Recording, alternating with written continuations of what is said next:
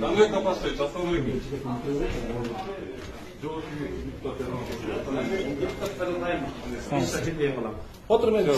Мыйзам боюнча сиз мени жерден кабыл албайсыз. Мен жогорку кеңештин депутатымын. Кандай капасыз? Мен өзüm депутат болгом. Меники план боюнча бирөөнүн агенттиги иштеп турат. АБЛ 40 миллион доллар. Жогорку кеңештин депутатымын. Депутаттар күн мурдама жазылат, анан кабыл алат. Бүт депутаттар ушунда. Жок. Депутаттар сизге кабыл аласыз. Биз кабыл алам, АБЛ турат, ушунда ыйланат. Ушундай кабыл алам. Сиз эл катар мен эл катар эмес, мен жогорку кеңештин депутатымын. билип атам. Сиз бир жазып коюшуңуз керек. Андай жок мен. Мыйзамда мен ошондой, мен тартип менен кабыл алам.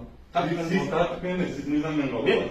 эшикте сиз аны не кетпеңиз. Сиз мыйзам менен кабыл аласыз. Сиз иш кылып атканда орун басасыз да. Маданият сактаңыз, монтип жөөлөп жүрбөңүз. Мектептен коркутпаңыз. Сизди келеткен айчмак эмес.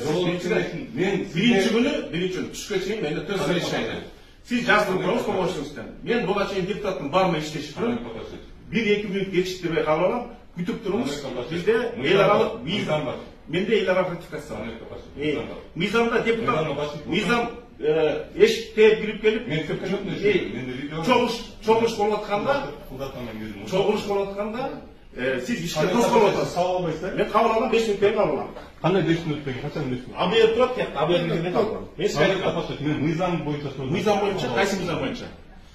Сиз жогорку кеңеште мыйзамды сыйласаңыз, келатканда чалдырып коюңуз. Мен сакчылап анда болбойт. Сиз ар бир депутатка төлөбөйсүзбү? Сиз кандай укугуңузга төлөгөнгө? Сиз чогулушмаса кабыл албайсыз деп сурат. Мыйзам боюнча сурат. Буякта жардам сурат. Орун басап турганда өзүнө мыйзам боюнча кабыл аласыз, албайсызбы? Мен тартип боюнча кабыл алам. Уктуңузбу? Мыйзам боюнча кабыл аласыз.